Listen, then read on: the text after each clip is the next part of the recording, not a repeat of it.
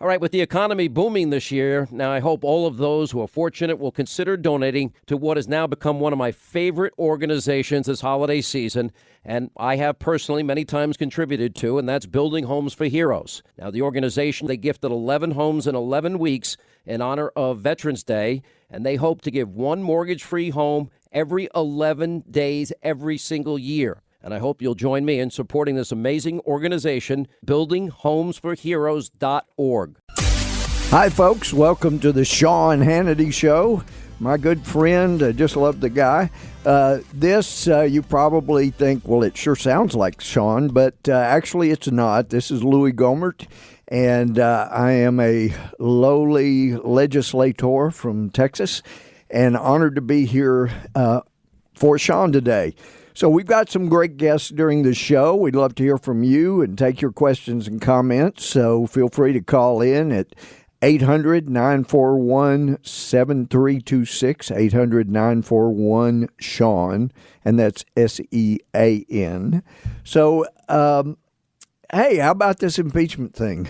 It's just incredible. And like Sean, I get attacked constantly.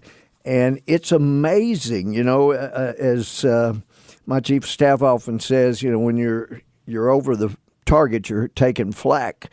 So it sounds like Sean's been over the target for a number of years now, and I have as well. And so let's just got an article from November 30th by Cheryl Atkinson, just hit some high points about the 2016 election.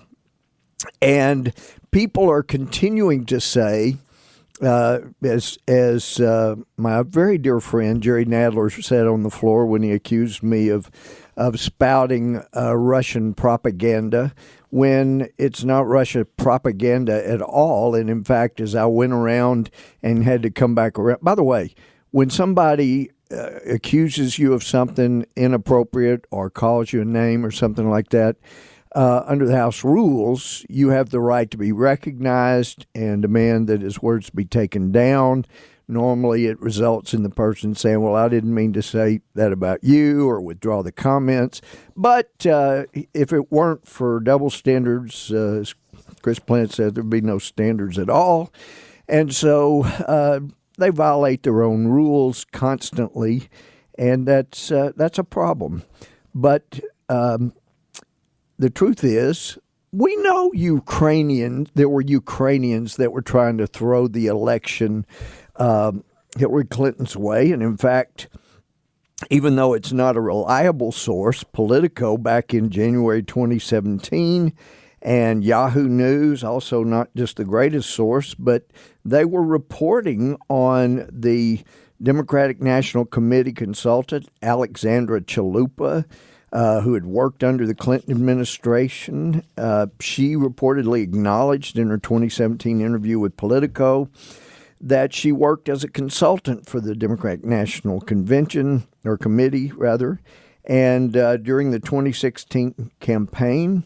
And her goal was publicly exposing the Trump campaign aide, Paul Manafort's links to pro-Russia politicians in Ukraine. And Chalupa admitted coordinating with the Ukrainian embassy and with Ukrainian and U.S. news reporters. And so that was 2017. But according to these reports, in 2014, that's when Chalupa began researching Manafort. And as you'll recall, the FBI had investigated and wiretapped Manafort for allegedly not disclosing his Russia-related lobbying work. And then when they failed to make a case, they discontinued the wiretap. But then in 2016, and this is all in Cheryl Atkinson's article, March 25th, this is election year, as you'll recall, Chalupa reportedly met with top Ukrainian officials at the Ukrainian embassy in Washington in an effort to tarnish the Trump campaign by exposing, quote, ties between Trump, top campaign aide Paul Manafort, and Russia, unquote, according to Politico. And again, it's Politico Politico.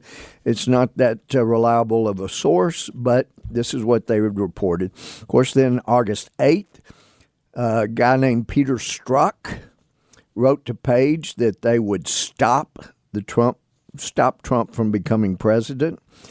And Ukraine had actually formed the National Anti-Corruption Bureau in 2014 because the Obama administration had required a quid pro quo. You have to create something like the Anti-Corruption Bureau in order to receive U.S. aid. Does that sound familiar?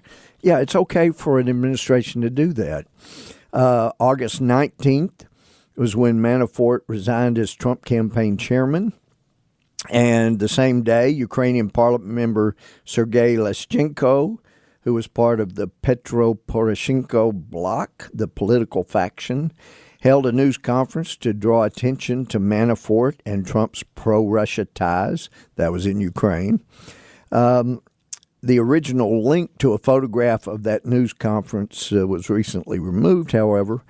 But at the news conference in Ukraine, Leshchenko was said to be exposing, quote, a firm run by U.S. businessman and Republican Party presidential candidate Donald Trump's campaign manager, Paul Manafort, who reportedly directly orchestrated a covert Washington lobbying operation on behalf of Ukraine's ruling party. I mean, this stuff was going on back then, 2016. That's in August. And so that went on. And of course, in 2018, you have two senators, Ron Johnson and Chuck Grassley, from Homeland Security Committee and Finance Committee, respectively.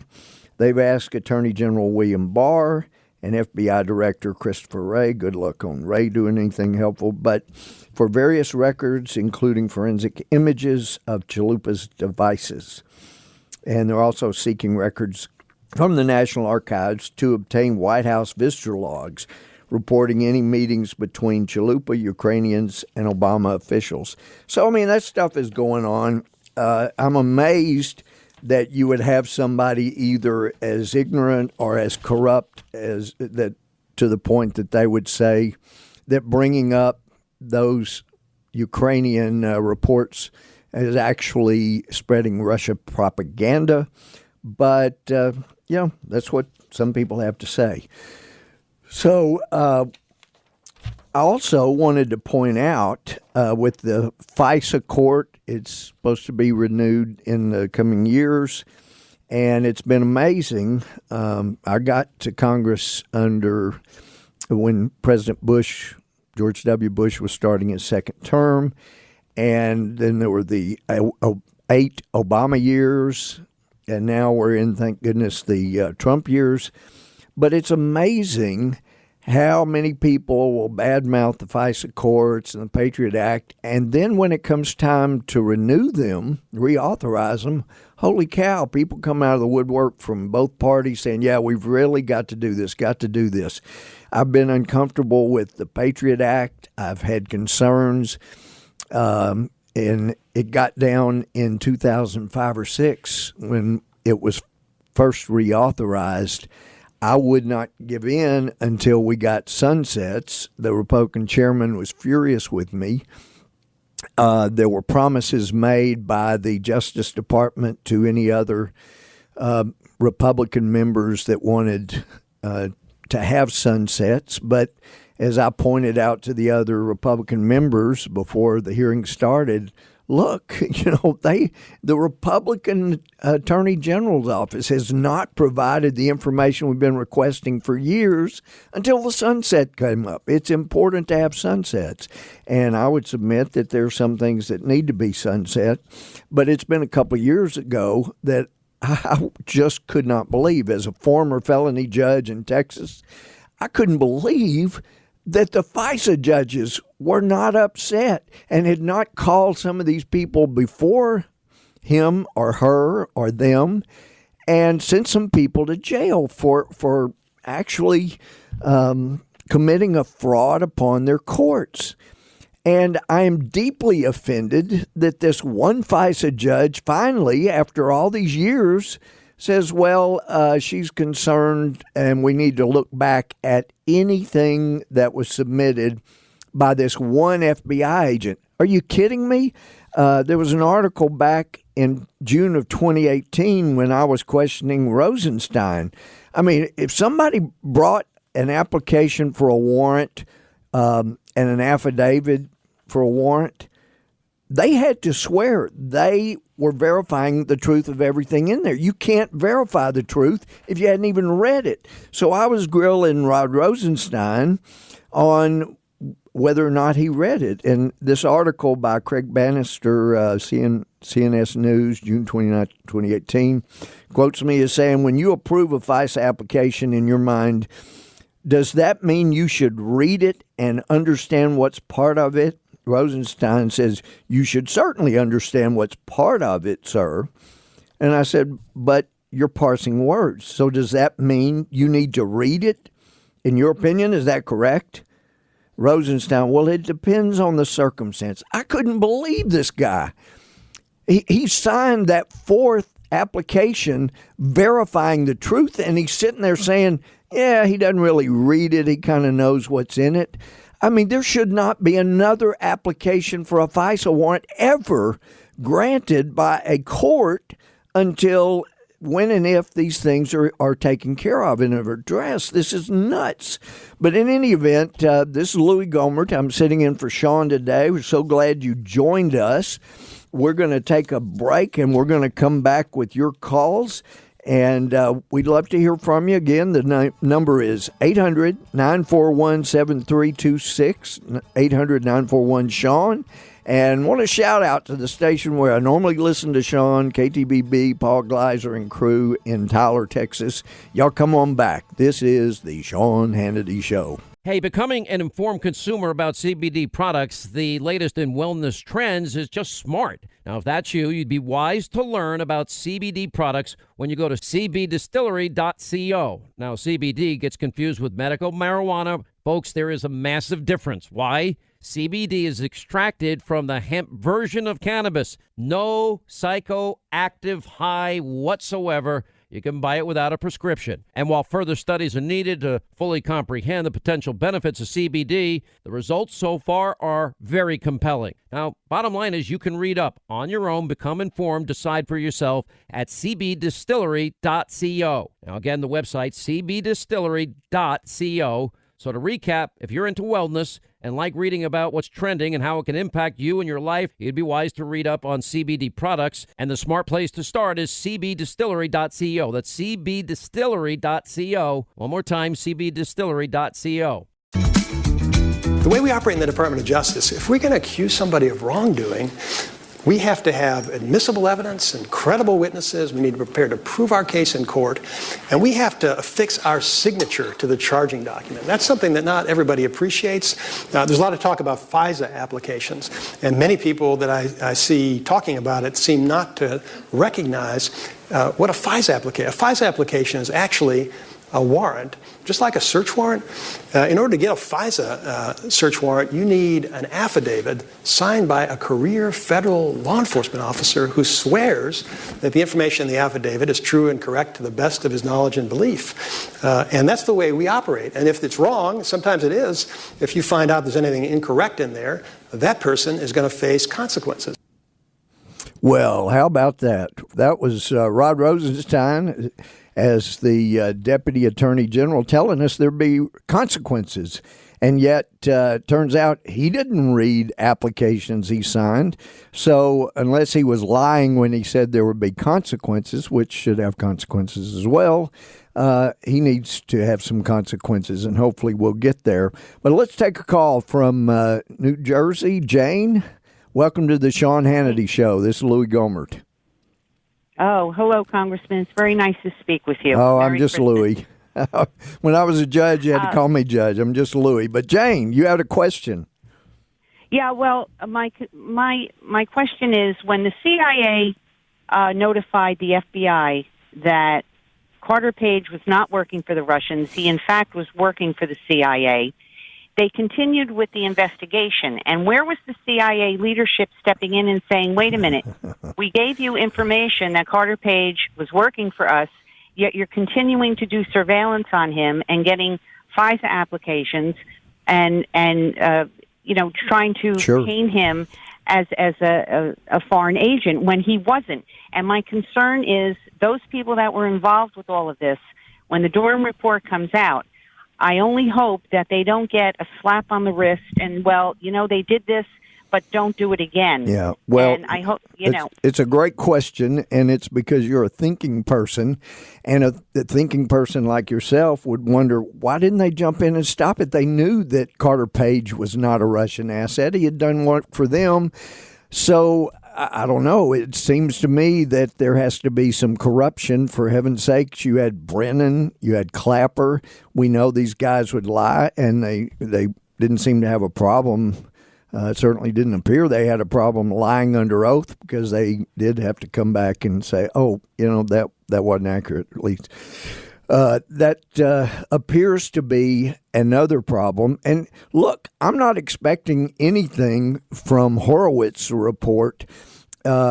We got the first indication back when he did the report on Strzok and Page, and when he came before us, I said, look, you got hundreds of pages documented of just the worst kind of bias and prejudice against Trump, and yet you conclude, you throw the big bone to the Democrats that put you in your position and said, but there's no indication that affected any of the investigations. And, the fact that every single investigation turned out 100% consistent with their bias and prejudice should have been a clue. But Horowitz is out there.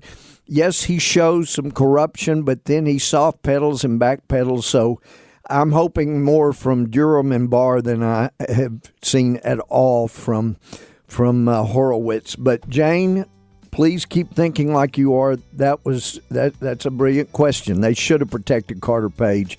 Let's take a call from Tulsa, Oklahoma. Travis, welcome to the Sean Hannity. Pardon? Okay. Oh, got 20 seconds. Travis, got a question? Make it quick. Oh, all right. We'll hold him over. But we'll be coming back shortly. This is the Sean Hannity Show. We're so glad you're here. Number to call in is 800-941-SEAN. 800-941-SEAN. We'll be right back. Thanks. What was your first musical memory?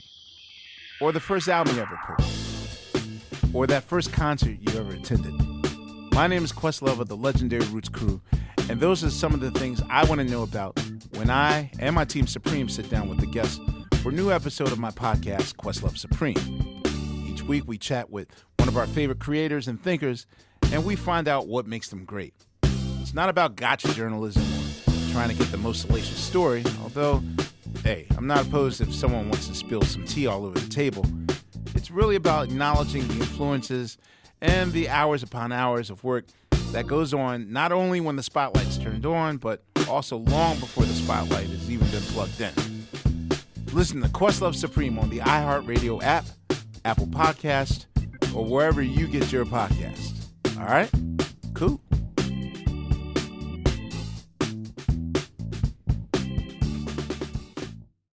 Hello, this is the Sean Hannity Show. I'm Louie Gohmert sitting in for Sean, and we do have a guest with us, and you'll get to hear from a real whistleblower. This is what a real whistleblower is. It's not somebody that hears something secondhand and hates President Trump. It's somebody that puts their job at risk in order to try to do what's right.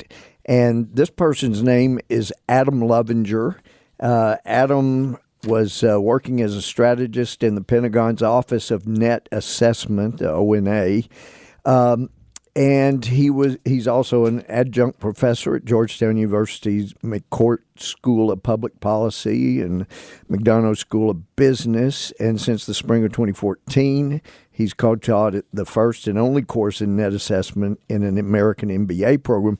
But Adam was working for the Defense Department, and he was supposed to be analyzing and was analyzing information and contracts to make sure that the Defense Department was getting the biggest bang for their buck.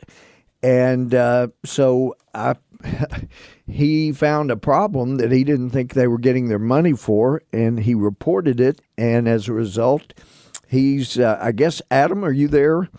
Yes, I am, Congressman. It's great to be here. Well, it's great to talk to you. You are a real American hero. Unfortunately, you lost your job or were suspended without pay. But tell us about what you found and what you reported up the chain of command. Yes, sir. Well, it's a great opportunity to be with you today. Thank you very much. The Office of Net Assessment, where I've worked since 2006, Congressman, I would describe it as the highest level strategy office within the Pentagon. And net assessments, it's kind of a fancy word just for, long range, big picture strategies.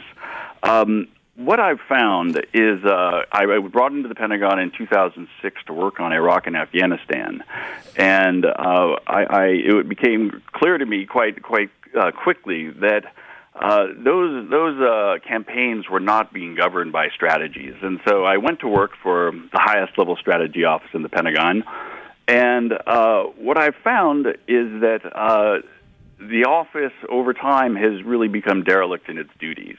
And what I mean by that is just recently, just this month, Congressman, there was what I would call our generation's equivalent of the Pentagon Papers. The Washington Post put out a multi-day series on the tragedy of our role in Afghanistan for 18 years, the longest war we fought in our history, that has been conducted without a strategy.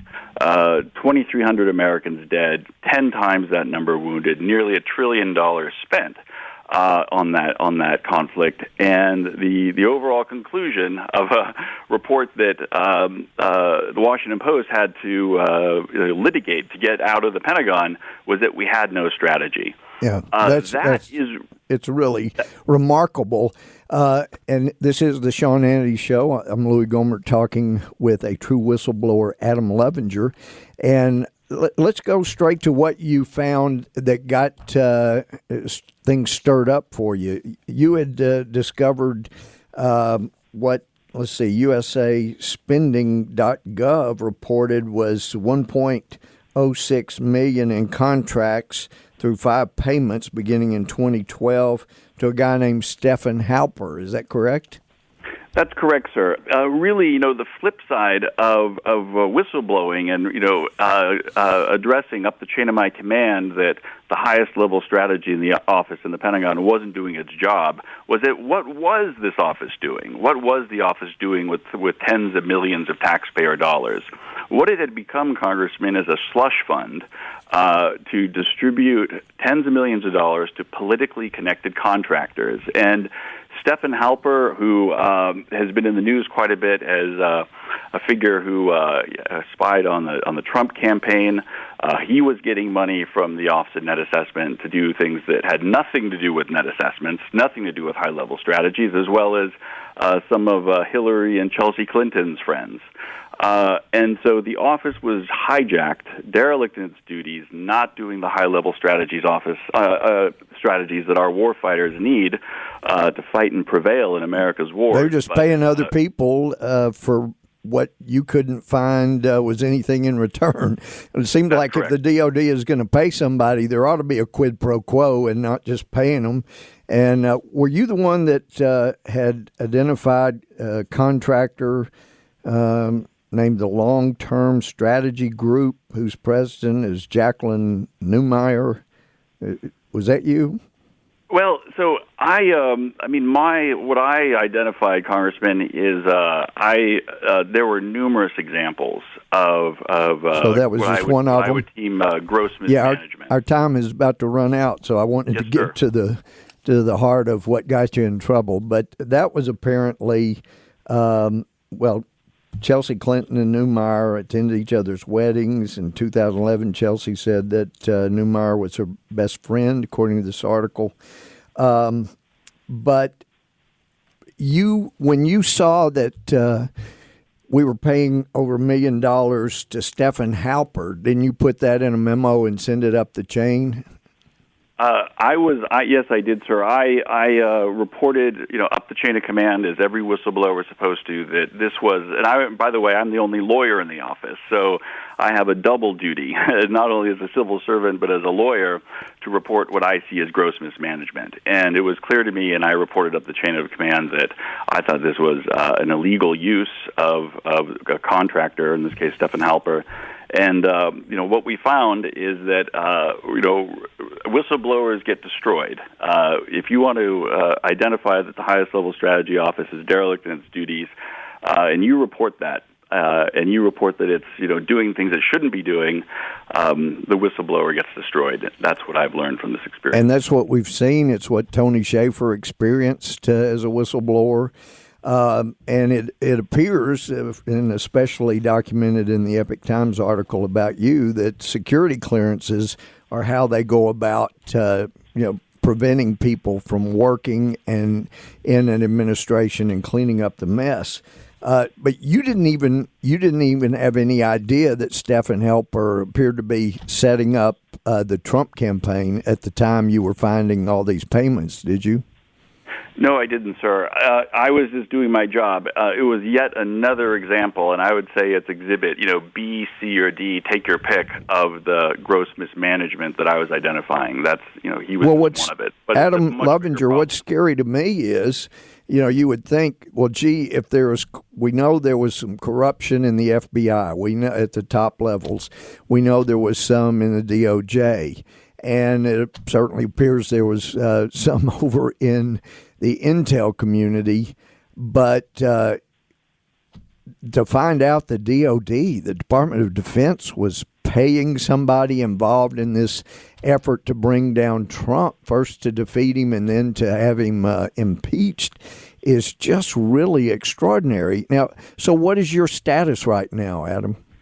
Well, sir, my case is currently before the DOD Inspector General's office. I understand just from reading the press that Attorney John Durham is criminally investigating the Office of Net Assessment that may be holding up the DOD IG.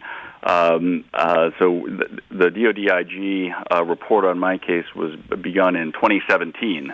And so I've had to wait for quite a while for justice, and it hasn't come down the pike yet. But, one thing that's just very clear to me, sir, is that the system in DOD is designed to fire whistleblowers, not correct the problem when whistleblowers report that problem. And we really need to hold multiple senior bureaucrats accountable, because currently they're not held to account. And so they just do this again and again. And the problems, like we saw reported in the Washington Post on Afghanistan, we're going to continue to lose our wars if these problems aren't addressed. Yeah, it's so true. And it is a little scary, though, to think that there could be corruption that is this widespread. Of course, on the other hand, you had former President Obama bragging that there were no scandals during his administration. Perhaps that had something to do with them prosecuting more whistleblowers or leakers than any other administration. I read somewhere they prosecuted more leakers than all other administrations put together. That does tend to keep down the investigations into corruption within an administration. But it's really unfortunate, Adam. You're a great guy, smart person, exactly what we need, helping keep our administrations clean. And I'm just sorry you've been so mistreated. But I know another friend, Ezra Cohen, right? Yes, indeed. He and I, we went over to the Trump NSC together, and those back in where we came from, the Defense Department, were not happy to see us in those jobs. So and they used security clearance to keep him from being hired to a critical role, and kept him on hold for a number of years, even after President Trump wanted him hired. And there are just still some deep staters within this administration. And the good thing is, from my standpoint, that this Trump derangement syndrome seems to make folks raise their ugly heads And so it's easier to tell who it is that thinks that they're supposed to be running things instead of elected officials. So hopefully in the days ahead, we'll be able to get rid of those. Or when I was in the Army, the line was, one more screw up, you're headed to Outer Anahuac. We had a listening post on the end of the Aleutian Island chain. And, you don't even have to fire folks. You just send them to the proper Outer Anahuac of today and let them decide what to do. But we have got to get these folks out of the Trump administration so that the president can be successful in cleaning things up.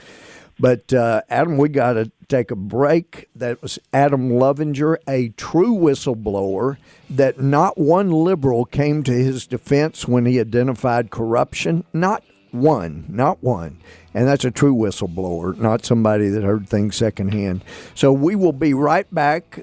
Call in 800-941-SEAN, and we'll be taking your calls when we come back. Hey, young world, the world is yours. The Ball Alert Show podcast is a new podcast with a fresh perspective on pop culture happenings. The NFL, you're not just going to tear the NFL down in one sitting. And let's talk about this. They're all 80. Every owner is 70. They're on the way out. Comment creeping on social media. People are like, okay, Aisha Curry's like a little corny or whatever it is they think, right? So now it's like anything that she does, oh, she didn't do the Millie Rock right.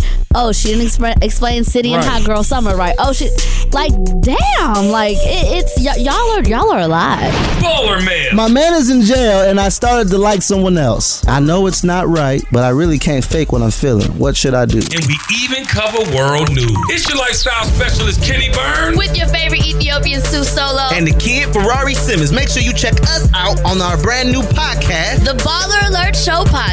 Available now on the iHeartRadio app, on Apple Podcasts, or wherever you get your podcasts. This is the Sean Hannity Show. This is Louie Gohmert sitting in for Sean. And let's go straight to Tulsa, Oklahoma. I teased this call earlier. Travis, thanks for hanging on.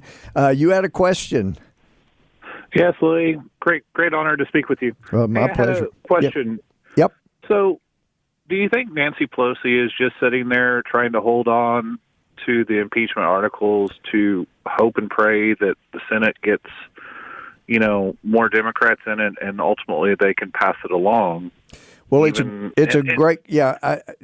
a great question, and there is so much that we don't know right now because nobody has ever been so inconsiderate of the Constitution that they would have impeachment when there were no crimes, and then sit on it after, I'm sure you're aware, in judiciary, we didn't get to bring real fact witnesses. And then when we made the request under the rules for a minority witness day, as the rules require, we were told, basically the time is of the essence. We got to move on. So we weren't allowed to have real fact witnesses. And so we're in uncharted territory, and we're going to have Alan Dershowitz on later to talk about this.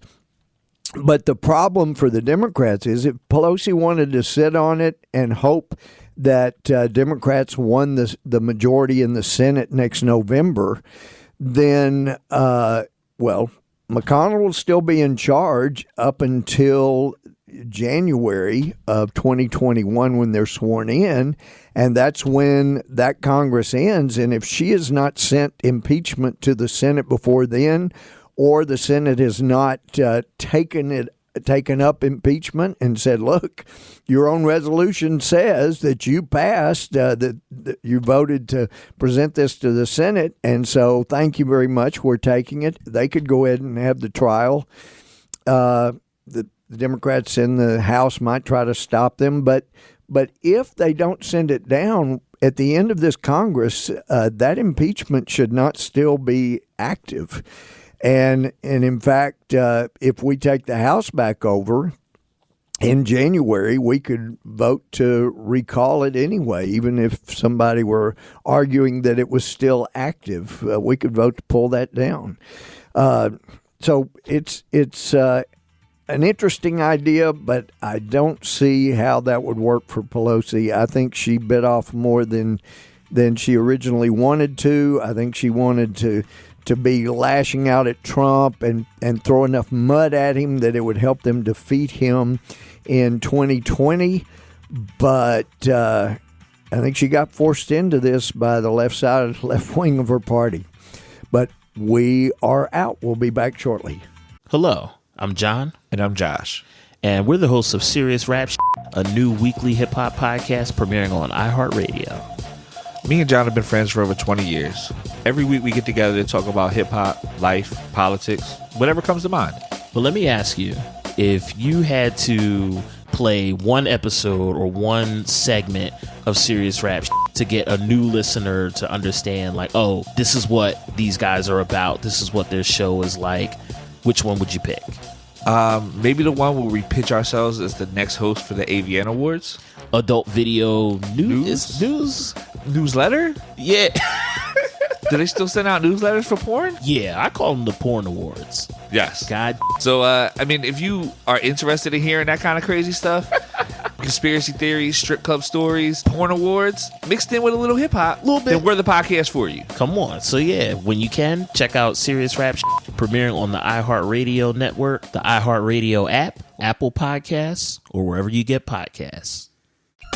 This is the Sean Hannity Show. This is Louie Gohmert sitting in for my friend Sean, and I'm delighted to have a professor from Harvard. He restores some hope after hearing Feldman do a soft shoe in our Judiciary Committee.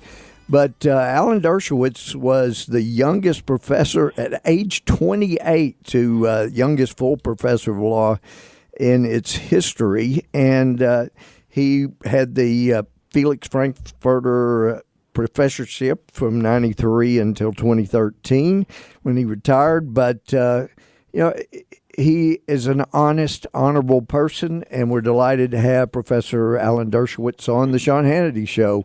Thanks, Professor, for coming on. Well, thank you. And coming from you, that's a high compliment, so I appreciate it very much. Well, you would understand. Some folks don't, but I do have a number of very liberal friends in Congress. I can get along with people that are honest, even though we have differences of opinions like you and I do. But you're an honorable person, and you've always stood up for civil liberties, and that makes you a hero. Well, you're a better man than many of my former friends. I have to tell you, these are people I've helped. I've written recommendations to their kids in college. I've gone to the police station at 2 a.m. to bail their kids out from a drunken driving charge. And now, because they see me as supporting the Constitution in President Trump's favor, not only won't they talk to me, they want to know in advance where I'm going to be, what events, so they can have trigger warnings and make sure not to come to any place so I won't pollute the atmosphere around them. It is just that is incredible. Remarkable how old friends can turn against you based on just differences about how you understand the Constitution. Well, and I see you really, knowing your history, see you as John Adams, who would have been willing to defend a British soldier in the Boston Massacre because... Well, I didn't defend British soldiers. I'm not that old. But I actually did defend Richard Nixon, who I didn't support at all, who I thought deserved to be impeached. But I was on the National Board of the ACLU. And when they named him as an unindicted co-conspirator, thereby not giving him an opportunity to defend himself, I went to the National Board of the ACLU and I said, no, you shouldn't be, as the ACLU, pushing for his impeachment. You should be neutral in that issue. We can, as individuals, say what we think, but as an organization, you should be neutral, but you should be in there defending his civil liberties. Civil liberties means everyone's civil liberties, people you disagree with, people you agree with. I defended the civil liberties of Richard Nixon. I defended the civil liberties of communists. I defended the civil liberties of Nazis marching through Skokie. I defended the civil liberties of people I abhor and despise. But civil liberties means everybody has to have the same rights under the Constitution, whether you like them or not. And if both sides in an adversarial situation like court aren't doing the best they can, then it doesn't work. And, I agree with you. Yeah. I mean, the adversary system requires that there be lawyers on both sides. Usually the prosecutors get the better of it because most people in America who are tried for crime are guilty. Thank God for that. We wouldn't want to live in a country like Iran where most people who are tried for crime are innocent. But nonetheless, there has to be a process. There has to be a process for President Trump. There has to be a process for me when I'm falsely accused. There has to be a process for members of Congress. There has to be a process for everybody. Felix Frankfurter, whose chair I held, once said that the history of liberty is a history of due process, a history of procedure, a history of making sure that we do everything by the book. That's the key, and the book is the Constitution. And so the rule of law matters, and that includes the Constitution. But that segues into the impeachment. You are familiar with the articles of impeachment, the abuse of power, and the obstruction of Congress. So how do you see those fitting into this due process notion? Well, the framers had a big debate at the Constitutional Convention about, A, whether to have impeachment in the Constitution. And they said they wanted it. They didn't want the king to come to America. They wanted a president who was subject to the rule of law. Yeah, they wanted impeachment, but they wanted it to be very rare, and they wanted to set up specific criteria for when a president can be impeached, only when he commits treason, bribery, or other high crimes and misdemeanors. They rejected open-ended concepts such as maladministration, and they would be appalled to see a president impeached for abuse of power or for obstruction of Congress. Abuse of power. Every president since Adams has been accused of abusing power. I could take the whole show going down the list. John Adams, accused of abusing power for enforcing the Alien and Sedition Acts against his political enemies. Thomas Jefferson, accused of abusing power for the Louisiana Purchase and for going after Aaron Burr, his political enemy. Abraham Lincoln for suspending the writ of habeas corpus.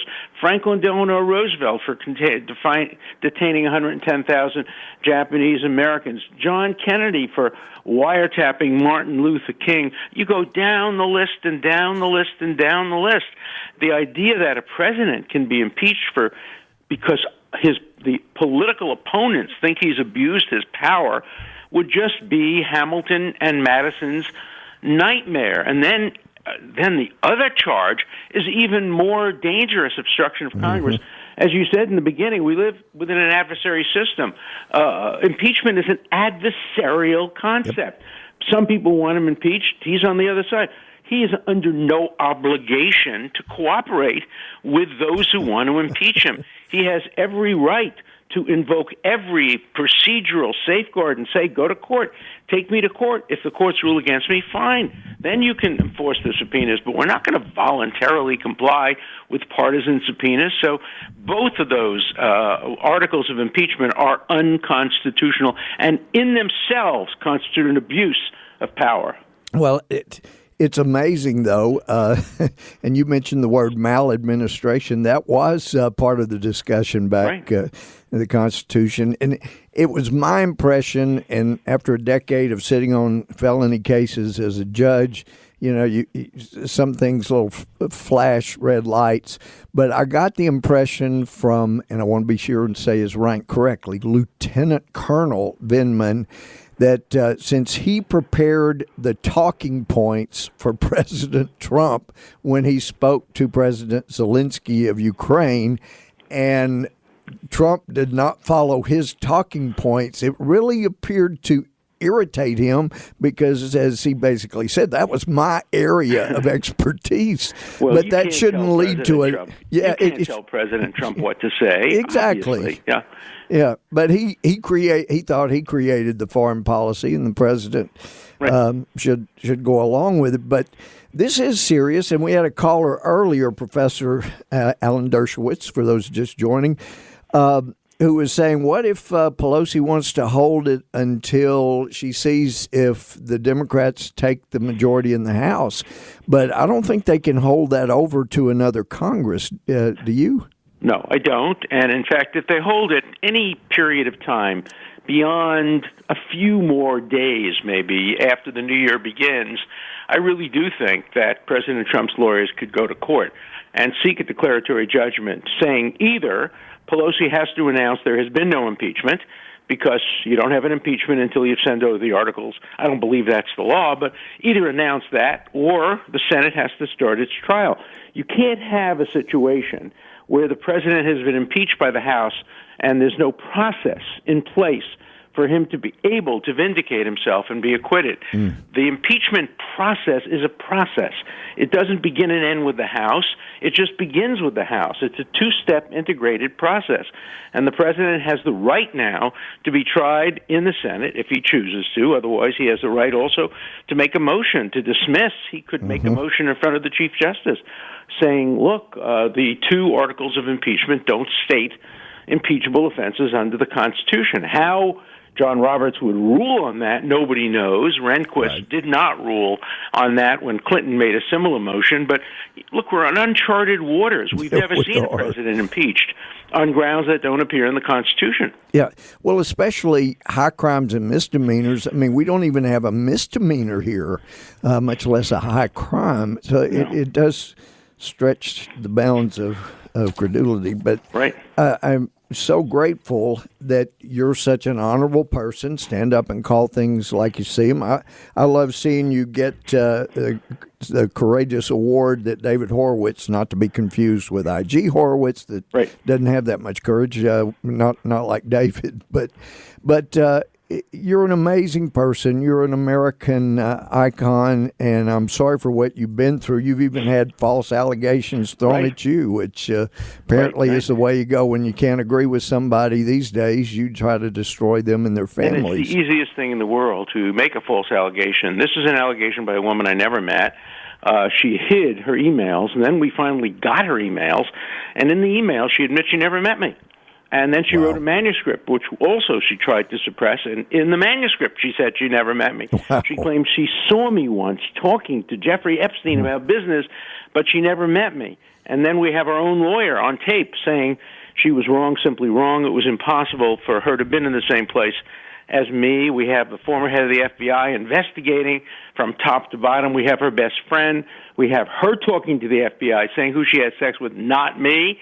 And yet people believe it because they want to believe it, because they see me defending the rights of President Trump, and they say, oh, how do we silence this guy? Well, a false accusation. That's a good way of silencing him, and they've succeeded in some context. There's the 92nd Street Y, which I've spoken at every year for the last 25 years, has said to people, I can never speak there again, even though they know I'm innocent. They know I was falsely charged, because they don't want trouble. I remember during the McCarthy period, people didn't want trouble. So if anybody was accused, they were guilty. That's why I wrote my book. I wrote a book called Guilt by Accusation, the challenge of proving innocence in the Me Too. You can get it for $2 on Kindle and a couple of more bucks for hard copy.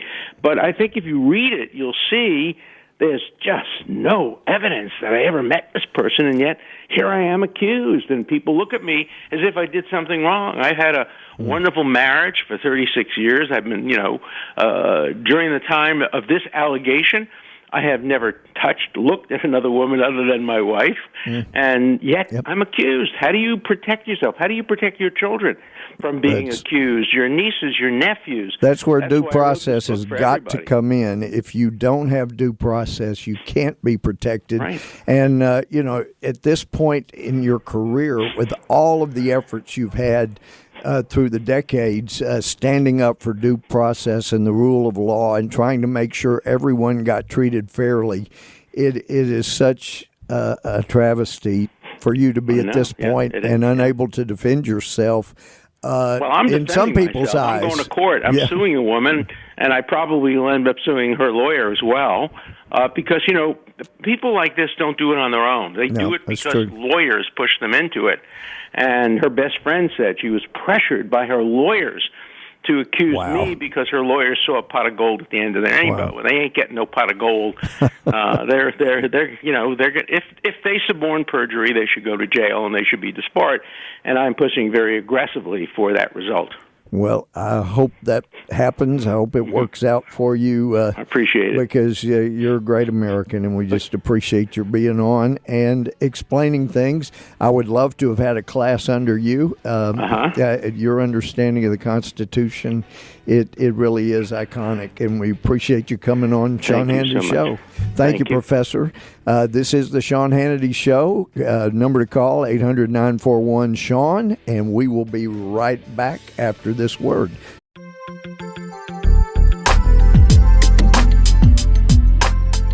Why do you travel? To recover from heartbreak? To trace your DNA? To escape the internet? I'm Pavia Rosati. I travel for the 4-hour lunches. I'm Geraldine Gerba. I travel for the ancient ruins and future relics. We are the globetrotting founders of the beloved travel website Fathom. And our new podcast, A Way to Go, explores all the reasons we travel. Every episode features a tale from an interesting traveler. But these are not your average what I did on my summer vacation stories. Travel is all about wonder, mishap, and discovery. And on this show, you'll meet an actress in rural Kenya explaining the ins and outs of safe sex. A graffiti artist tagging his way around the islands of Southeast Asia. A producer arranging a high-fashion photo shoot in the desert with puppies. Listen to A Way to Go on the iHeartRadio app, on Apple Podcasts, or wherever you get your podcasts.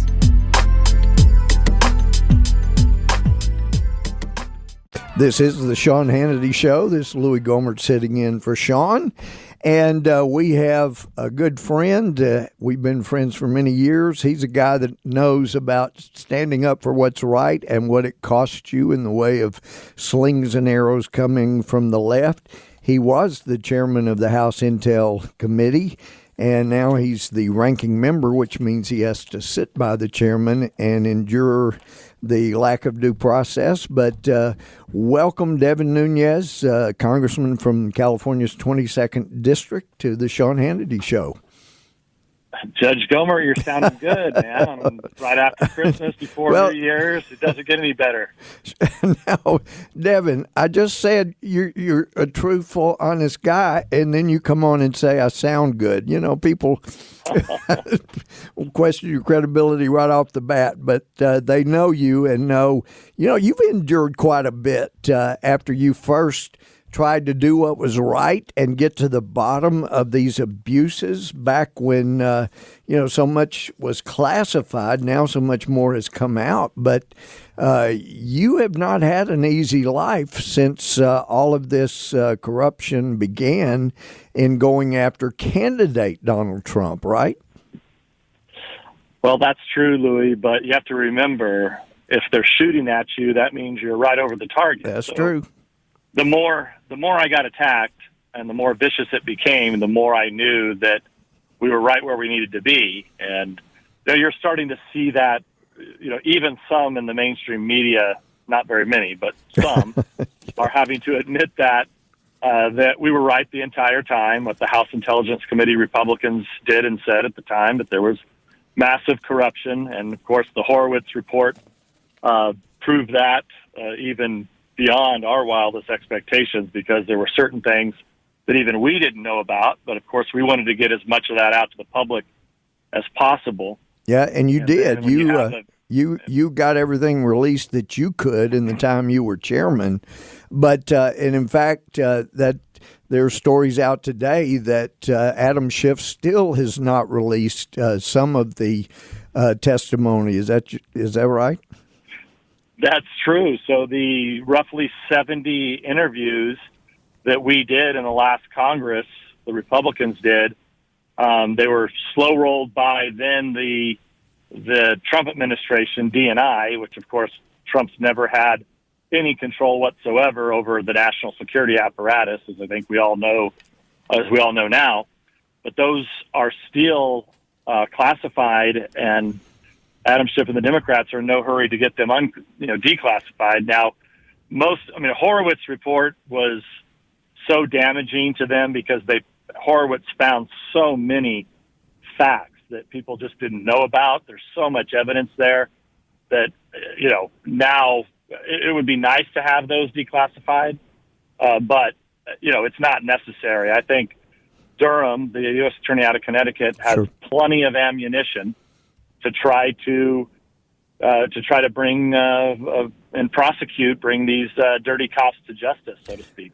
Well, and that's, as a former felony judge, it bothers the heck out of me that for 3 years now, the FISA courts have not shown any pride in their office, so that they either didn't mind being lied to or having fraud upon their court, or they knew that it was that the people were not being honest with them, and it just drives me crazy.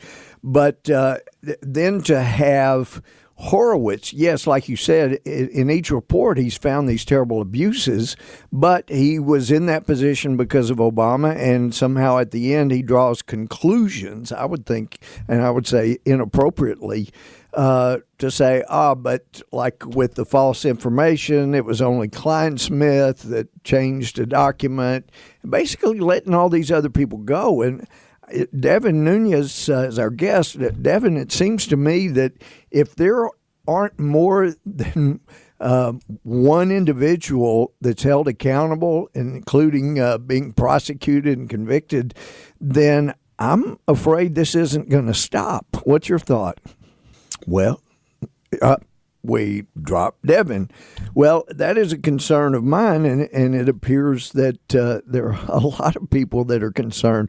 But Kleinsmith, certainly, according to what the finding is from the Inspector General, Horowitz, that he actually committed what appears to be perjury. He committed a fraud upon the court, and there should be some consequences. But Devin, we got you back. What do you think? Doesn't it appear that there should be more than just Kleinsmith held accountable for all these abuses? Well, I was going to say the other thing that happened is the courts finally came around and actually supported the Horowitz report. Now, people should not be rest assured with that, and I think this is probably what you were alluding to, Louie. Yeah. The Republicans in the House had warned the courts clearly about the fraud that was being committed on the court, and they did absolutely nothing. So, look, I'm glad they've accepted responsibility and admitted that they've been frauded, but it's probably too little, too late. If they don't do anything about this, and I mean, they would have to take some real drastic measures, I think, to give the American people and any Republican or conservative any confidence at all on these courts, because, we can never have it again in this country where the intelligence services that are supposed to protect Americans from foreign invasion and our foreign bad actors around the globe, and supposed to gather intelligence so that we have some type of map moving forward on where our enemies abroad are at. We can never afford for those tools to be turned against a political party. And no matter what they say, this is bigger than just the Trump campaign and the Trump advisors and even the president himself. It really is, Devin. This was an attack on conservatives and on Republicans especially. Well, and you said to use it against a political party, even if it's just an individual, to have this kind of abuse to go after somebody, and I think you've mentioned it before, if they can do this to a very wealthy president of the United States, think what they can do to individuals that don't have wealth or power. I mean, it is a little scary, and I've said before, but it sounds like the only thing Orwell got wrong was the year. It wasn't 1984, but to have the court authorizing this kind of spying on people, and I know some say, well, it was legal surveillance, not technically spying. Well, what do you think spying is? It's surveillance. Well, that's just nonsense. I mean, the people that don't use the word spying, I don't tolerate it at all. As a matter of fact, if they ignore spying, I say it like 5 times because I'm sorry if you're wearing a wire and you're recording somebody and they don't know about it, that's spying on them by any normal person's definition. So, if you're not willing to say the word spying, you're just part of the cover-up. I'm sorry. Well, it may hurt people's feelings, but that's the way it is. Well, how about the lack of due process, instead of an accused being able to confront witnesses against them, having hearsay witnesses, opinion witnesses come down into a secured skiff where you receive classified information and questioning them and then dribbling out the things that help your side or your position and dragging your feet on things that don't. I mean, Devin, I didn't know until we came down there that they were not having classified testimony down there. I thought if it was in the skiff, surely it was classified. I was shocked to find out that it wasn't. In fact, what was it that Schiff would tell each witness before they started testifying down there? Well, I was just glad that finally the rest of the Republican conference was able to come down there and experience what only a few of us lucky individuals, Republicans, have been experiencing with Adam Schiff and the Democrats for the last 3 years. You just got a little taste for how nasty it's been down there, and it was nice to finally, get more exposure. And I say that, only halfway joking. I really think that having other Republican members who hadn't been down there in the skiff and what became the Star Chamber, you guys really needed to see that, just to see how wrong it really was, and to see how bad their behavior was. Well, right? you had mentioned before that they, before anybody testified, that Schiff would tell them, look, this is unclassified, what our questioning here and your answers. So if you think that there is an answer that might have something classified, then you just tell us. That sounded to me like a way to flash to the witness. They didn't have to answer anything they didn't want to from the Republicans. They could just say, I can't answer that. Way to dodge questions. And Chairman Schiff is fond of saying, oh, yeah, the Republicans got just as much time to question, and they had every opportunity that the Democrats did. But you didn't get any witnesses, any more witnesses that you wanted than we did in judiciary, did you? No, this is the most bizarre thing of all of this, and this is why the media is so culpable in this and part of the larger problem. The media has allowed this to happen. They've become a mouthpiece, assassins, part of the Democratic Party apparatus, and that's been the real challenge, I think, is that we don't have a free and fair press in this country any longer, no matter what they tell you. Because under no circumstance would one political party be able to impeach a president like this and conduct hearings like have been occurring in whether it's Schiff's Star Chamber or whether it was this whole impeachment charade. This just it wouldn't happen with a normal fair press, because you just cannot. I think every American knows you cannot just impeach a president without giving not only the president but also the president's party all the witnesses that they want, give them all the questions that they want to have answered. That's just not. It's just not normal. Yeah, and what's happened is by the press, because what they do is Pelosi and Schiff, and they all run out there and they'll say things like, "We've given equal time." Well, yeah, right. Equal time to the witnesses that were down there, but then when it got to questions that you didn't like, you cut us off. Yep. And so, but the press should have been every day saying, no.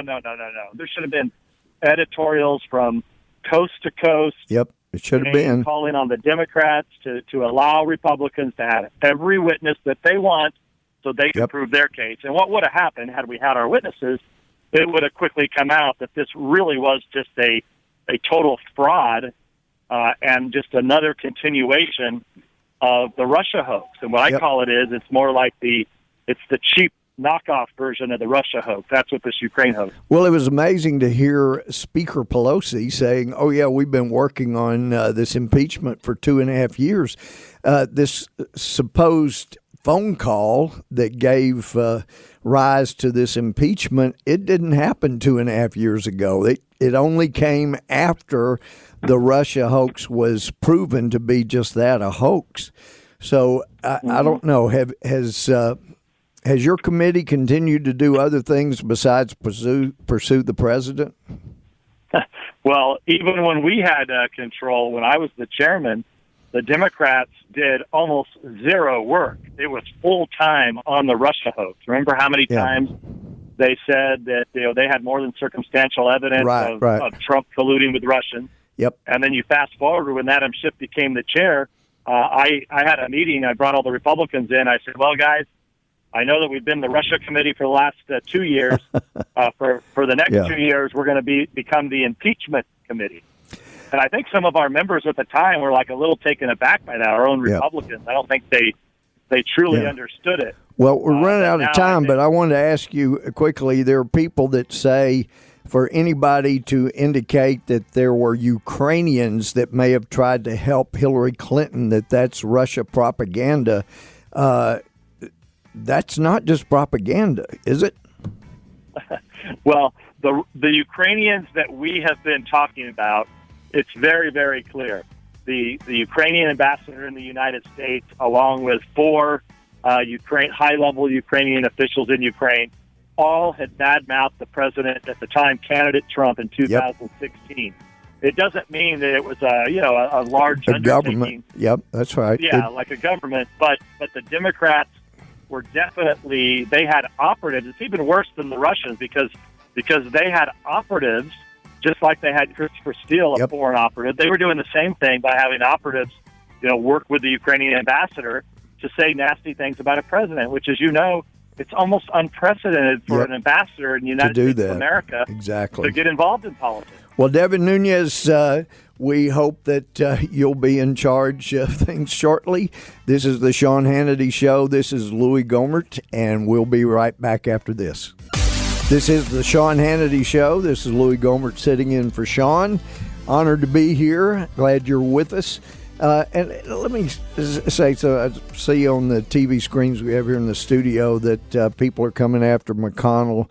But look, the president did not get due process in the House. He didn't even get what he would have been entitled to if the secret Star Chamber had been a grand jury. It's just outrageous what's gone on. So for the leader in the Senate, Mitch McConnell, a man with whom I've had many differences, but for him to say he's coordinating with the White House, how else are you going to go about making sure that the president has due process that he didn't get in the House? You have to coordinate with the White House, just as the Democrats did when Bill Clinton was being impeached. They were in the minority, but the president's party would need to coordinate to make sure that he did get due process. So that's just ridiculous the way they're coming after Mitch McConnell on that. And we have special guests waiting for us, good friends of mine. First met them after after Billy and Karen's son, Aaron Vaughn, was killed as one of the Navy SEALs and some other personnel that were killed on a Chinook over in Afghanistan. And it's my honor to have Billy, and Karen's not on with us right now, but their daughter Tara is on with us. And welcome to the Sean Hannity Show. Billy, it's nice to talk to you through the Sean Hannity Show. Tara, it's good to talk to you again. Thank you, Congressman Louie. Nice to talk to you, Lou. Yeah, well, come on. Yeah, well, come on, Tara. It was Louie when we talked each time before. It's Louie now. So, all right. All right. So tell us about the organization that was started in Aaron's honor. He was killed in action in Afghanistan, August 6, 2011. But tell us what you have done in his honor to help others that have been serving for us. Billy? Dad, you want to go? Or? All right, jump on in. Go ahead, Sarah. Go ahead. Okay. So our family started an organization called Operation 300 back in 2012, just a little over Aaron was killed, like you said, Louie, while serving in Afghanistan. And And really, the organization was just to honor his service, honor his life, and in addition to take care of families like his children who had lost someone serving in the military. So our main program is that we provide adventure camps for children who have lost a father serving. We provide mentorship to these children, and we also care for military widows. And this is really just our family's way of giving back to so many who have given on our behalf and really continuing Erin's legacy of service to our country and to her people. Well, he was obviously an amazing man and a great defender of the United States. And I was, of course, there.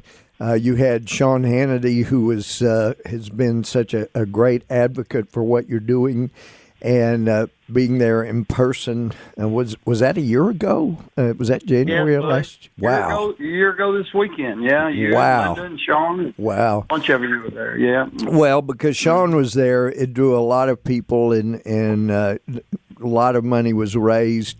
And anyway. So if somebody wants to help this organization, and this is for the children of people who have given their lives in the service of our country, right? For both our kids and for the widows. And for the widows. The widows or widowers, yeah. Yeah, we brought in there nearly 300 kids this past year at 7 camps, doing things with men that they would have done with their dads, and and we plan to do the same next year. We already have 7 camps scheduled. The camps will all be full. The kids come, the moms come. It doesn't cost them a dime to come. And as I said, they come and do things. They sail, they fish, they shoot, they ride horses. They do things they would have done with their dad. And they're put with a male mentor who would have been about the age of their dad, and all of that. As y'all know, comes is made possible by donations from Americans. We're a nonprofit organization, and it does. As I said, they come from all over the country. It doesn't cost them a penny. Well, and that's 501c3 from the IRS, correct? Yeah, absolutely. Yeah. Go ahead, Terry. So how could people help out? Where can they go to find out more information about Operation 300? So you can go to our website at op300.org.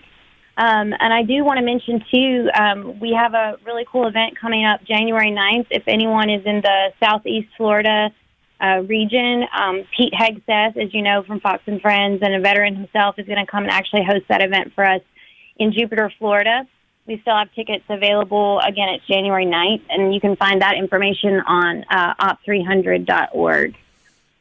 Wow, that's terrific. Well, Aaron was an amazing guy, obviously. I didn't know him while he was alive, but have come to know so much about him since he's been physically gone. But what you're doing is keeping his memory alive and perpetuating that through the good you're doing for all these kids. What other message would you like for people to keep in mind with what you're doing? Shara, why don't you tell them real quickly about the other thing that we're going to add this year with the Gold Star Tours in Washington? Sure. So, as I said before, Louie, our main program has really focused on the children of fallen soldiers and widows of fallen soldiers. But in 2020, we're starting a couple new programs that we're very excited about. And the first one we're doing in April, and it's called our Gold Star Family Freedom Tour. And our family, my family, this past summer was able to go on a trip to D.C. You were there, right. And it was a really, really amazing experience. We were given, access that the normal citizen is not given access to monuments and the Capitol. And I sat there that whole week and thought, if there's anybody who deserves access to our nation's treasures, it really is the people who have sacrificed a family member to preserve them. So we're putting on these Gold Star Family Tours, and I'll wrap it up quickly, but basically what we're going to do is we have 23 Gold Star family members, and these are not just children, these are Gold Star wives, these are Gold Star mothers, these are Gold Star kids. and fathers, and we're going to take them to D.C. on an all-expense paid trip, and we're going to give them that really neat access, VIP access to the monuments and the Capitol buildings and things like that. And we're also taking them to New York City for a couple of really cool things to do, a tour of the 9/11 Museum, and really just treat them to a special weekend. And then the second thing we're launching in 2020, we don't really have an official name for it, but it's really Gold Star Family Wellness Weekends, where we just, maybe bring in Gold Star moms and dads and maybe wives and just spend the weekend really focusing on, healing and rest and relaxation, and just also letting them know how appreciated they are and that they're not forgotten. And if there's a message that we are trying to get out there, it's just that you are appreciated and you're not forgotten. And there's so many thousands of Americans that would love the opportunity to thank one of these family members, and we love that we get to be a part of making that happen. Well, I know Aaron's smiling on what you're doing, and so thank you, Billy. Tell Carolyn hello for me. I bet she's listening. I'll do Hope so. And Tara, thank you so much for all the work that you've been doing in this cause. It's wonderful what you're doing. We appreciate it, and that's op300.org, correct? Yes. Yeah. Yes, sir. So check it out. Thank you, Louie. Thanks so much, Tara. And we will be right back on the Sean Hannity Show. This is Louie Gohmert. This is the Sean Hannity Show. This is Louie Gohmert sitting in for Sean. Let's go right to the phones. 800-941-7326. Josh in Florida. Welcome to the Sean Hannity Show. This is Louie. Hi, Congressman Gohmert. How are you doing today, sir? As far as I know, I'm okay, Josh. How about you? Good. Well, I'm all right. I'm down in Florida. I'm a truck driver, and I'm also one of your constituents. I live in Sherman, Texas. Ah, okay. To get to my point, or my question, rather, I was just wondering throughout this whole impeachment thing, why did no one from the House ever quote from Title 22, the Foreign Assistance Act, or even more specifically, the part of Title 22 that specifies what's supposed to happen in Ukraine? Because I'm not an attorney, but I can read and I can comprehend the English language, and it seems to me that those laws, the way they're written, they specify that it's the president's job to make sure that that we're not giving American taxpayer money to agencies or entities that are either openly hostile toward the United States or that are corrupt in nature. In my opinion, he could have straight up just told the president of Ukraine, listen here, we're not going to give you any foreign aid until you can prove to us that you're acting on the corruption within your government and or within your country and dealing with those people. And he would have been completely within his rights to do so, in my opinion, because the law says that is his job alone. It doesn't, I just don't understand that. Well, and you make a good point. And the House has voted even on Ukraine funding that we needed to make sure that corruption was being eliminated, and they really weren't doing that much of a job. I was surprised how many Democrats kept bringing up, well, the president didn't even ask about this kind of investigation until 2019. Well, that was when Zelensky got elected, because the prior president was reportedly involved in corruption. And so this is a guy that ran and got elected to be president of Ukraine on an anti-corruption platform. So, of course, that's when you ask for help to go after corruption. But you're right. And it is not uncommon at all. I mean, you look back at the Obama administration, they were telling some countries, gee, we will give you help or more help if you will legalize same-sex marriage or legalize abortion, things like that. And I remember reading a quote from a Catholic bishop in Nigeria after that was reported there, and the bishop said, our religious beliefs are not for sale to the United States or President Obama or anybody.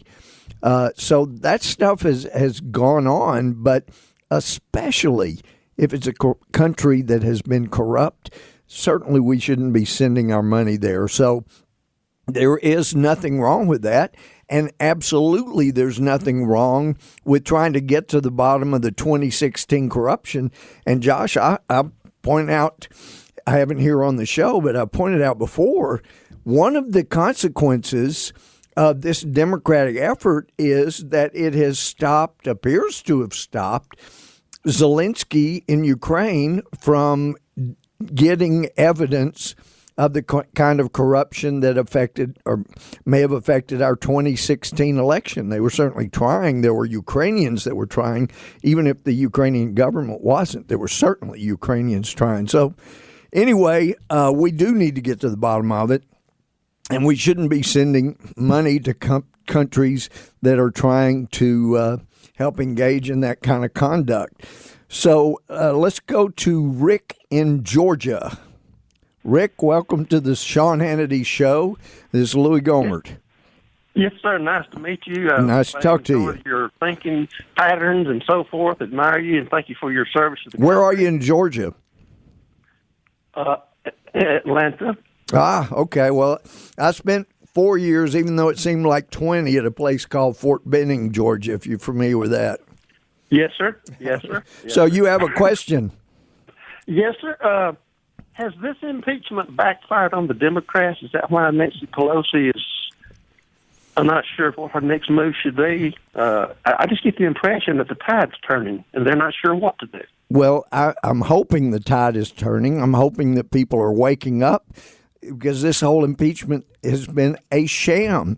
And when Speaker Pelosi said that, we've been doing this for 2.5 years, this phone call that they based their whole impeachment on didn't happen until July. And by the way, Adam Schiff hired a former National Security Council person the day after the call, as Carrie Pickett had pointed out in an article she wrote. But I'm hoping that Americans are waking up. It is critical that they wake up. The government has been spying on people, Americans, it shouldn't have. And that's at the bottom of this whole effort. So we'll see. I hope and pray people will wake up. It's time. And this is the Sean Hannity Show. We'll be right back. This is the Sean Hannity Show. This is Louie Gohmert sitting in for my friend Sean. Glad you're with us. Lot has been going on, obviously. We're coming to the end of the year. But one of the things that our president has done that I thought was just superb is address some real injustice in our military. Now, I was in the Army for 4 years, active, and there were some abuses time to time in the military justice system. But I was shocked in the last few years to read a brief that indicated that during World War I, World War II, Korea War, and Vietnam all put together, there were 7 Americans who were tried and convicted of war crimes in a combat theater, but that with Afghanistan and Iraq, there have been over 200 that have been tried and convicted of war crimes in a combat theater, and that's just outrageous. We send people over to fight on our behalf, and then we tie their hands, and the rules of engagement were really tough under President Bush, but under President Obama, they got even tougher. I was hearing from people, it went from you could only shoot if you were defending yourself to you could only shoot if you were defending yourself, and you could be sure that there were no civilians in the area. And there were a lot of people prosecuted that shouldn't have been. And in my opinion, one of those was a lieutenant named Clint Lawrence. Clint is on the phone with us, as is Lauren McLaughlin. I got to know Lauren back when she was the associate producer for Sean Hannity's radio show. She married Linda's brother, and they have a beautiful baby that I've been privileged to see. But Lauren and Clint Lawrence are both on with us now. Say hello to Sean's audience. Hello, and thank you, Congressman, for having us on. I mean, what an incredible, it's like an incredible Christmas gift to be here and on the phone with Clint. It's still a very surreal moment for me to know that he's out and he's free and he can now live his life and go forward. And it's an honor to be here. Well, thank you, Lauren. Clint, yes. Yeah, it's great to be here. Thank you, Congressman, for everything you're doing. Well, thank you for what you're doing. And I was thinking that Lauren got me involved with your case, Clint, and then she sent me a clip that I was guest hosting Sean's show, and I was outraged, and I mispronounced your last name. I said Lawrence, but anyway, I couldn't believe that somebody in your situation had been prosecuted and convicted of murder and going to be spending his life in prison when you are a brand new lieutenant in the position. You were platoon leader, right? Yes, sir. And that's what happens when you have a commander-in-chief that does not understand the way the military fights. Well, I'm concerned he did, but didn't care. There was more concern about prosecuting our military, it seemed like, and getting that done to assuage some foreign leaders than it seemed like there was just doing right by our military. And I know we had a Secretary of Defense still there who was upset when the president and other secretaries that were upset when the president was considering pardoning you. But we had started a Criminal Justice for Warriors caucus in Congress, and you were part of the reason for that. And Derek Miller, the sergeant, who you knew well from the disciplinary barracks, he was, saying we got to get Clint out. He's an innocent man. And then to find out just how much and how many people that we had that had served prison time when their only offense was, doing what they were sent to do. It was just such an outrage. But Clint, you have an amazing attitude for somebody that had been in prison for doing nothing but defending your men that were under your command there in Afghanistan. And I'm amazed. I mean, as a Christian, I would hope I would have that kind of outlook. But it's amazing you're not more bitter. Well, it's an honor to be put in this situation, I'll be honest with you, because, this afternoon you just had Billy and Karen Vaughn on, and those are the real heroes. Families like that are the real heroes. And so it's the least that I can do to honor the Navy SEAL, Aaron Vaughn, and to honor those of my brothers and sisters who have given the ultimate sacrifice. It's the least that I can do to fight to make sure that our brothers who are locked up and our brothers who are facing hard times, maybe with medical situations, with the VA, with all of these different things that our brothers and sisters face when they come back from war, it's the very least that I can do to fight for them. And there's a picture, a graphic that I saw on the internet the other day. It was of a soldier carrying another soldier on his back, and the soldier that was carrying him looked really tired. But the graphic said, he's not heavy, he's my brother. So I'm not going to complain about it. Yeah. So it doesn't do any good. It doesn't do any good at all, Congressman, at all. And you know this, and with your leadership in the Justice for Warriors caucus, you know this. It doesn't do any good to complain about something if you're not going to offer a solution. And so that's something that I'm so thankful for, that we have leadership now. Finally, we've got leadership who understands how the military fights and how the military needs to fight to win a war. Well, you've got a lot of support in Congress. We're hoping we'll have more members join, and if anybody's listening, you might ask your member of Congress, have you joined the Justice for Warriors caucus, because the more of us there are, the more good we can do for people that were unfairly prosecuted. But, the UCMJ provided some shortcuts to justice, and the reason that was done was because, of course, constitutionally it's Congress that sets up disciplinary system and can set up tribunals and all, and that gave rise to UCMJ. But the idea was that we needed to provide shortcuts for combat theaters. But what we've seen happen is people get engaged in combat situations and they're defending themselves, or the people, in your case, under your command, and then they get brought back to the United States and they don't have access to the witnesses that were actually there in country in the combat theater. And like in Derek's case, nobody had bothered to check fingerprints on the gun to show that the Taliban activist had grabbed his weapon. And in your case, I mean, there was information there, but your defense team wasn't aware of some and wasn't allowed to introduce others. But there was information that your soldiers under your command were being tailed, and it appeared to be the bad guys.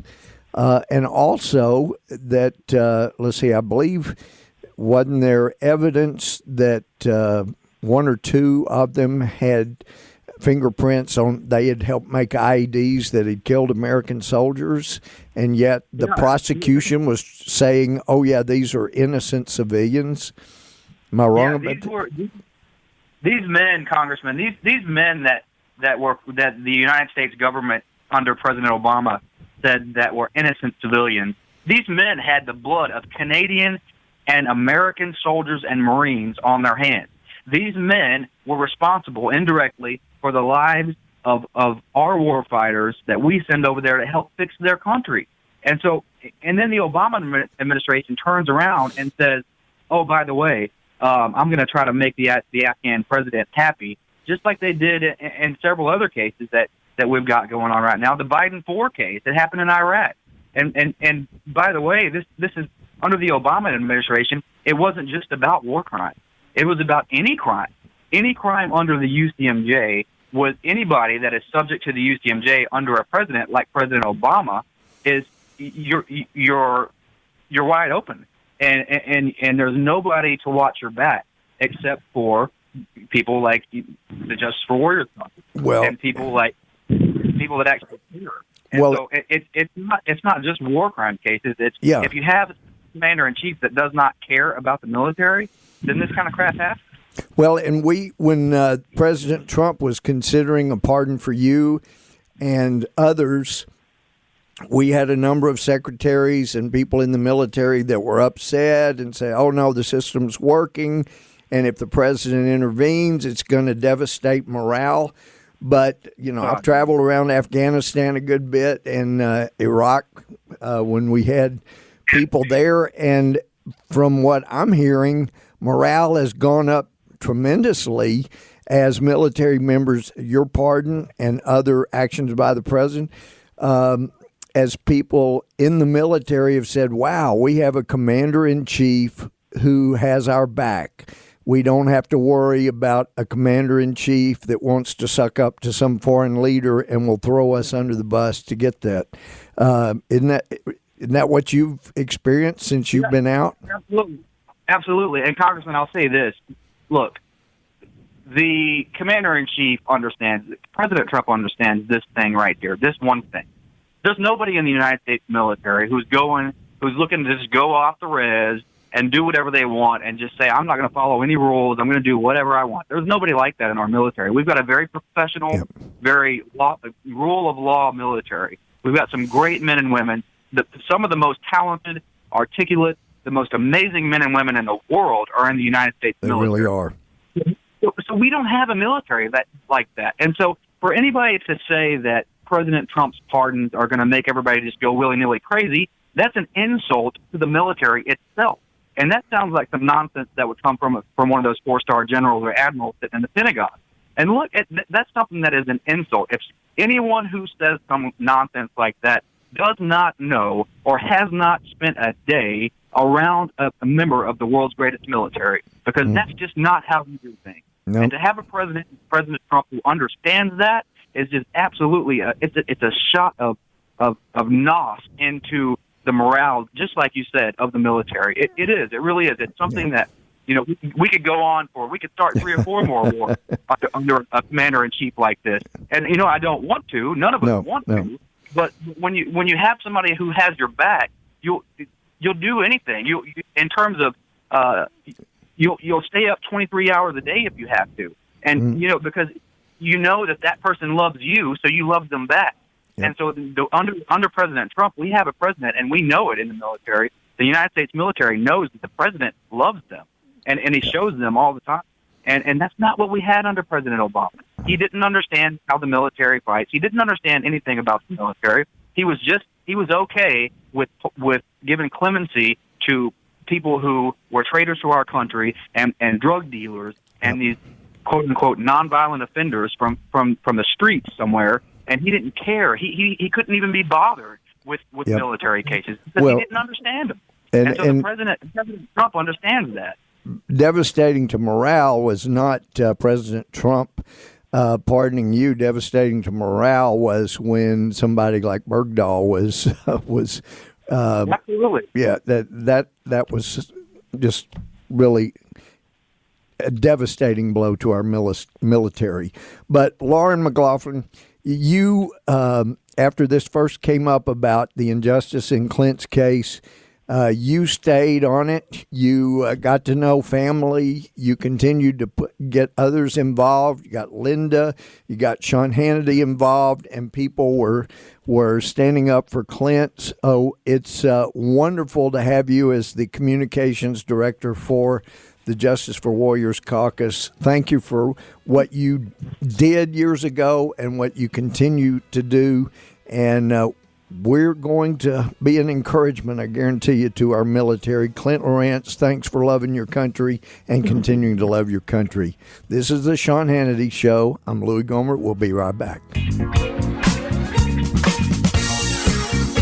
This is the Sean Hannity Show. This is Louie Gohmert. And I know I'm very grateful to Sean. He is a blessing to me, and I know he is to you, or you wouldn't be listening.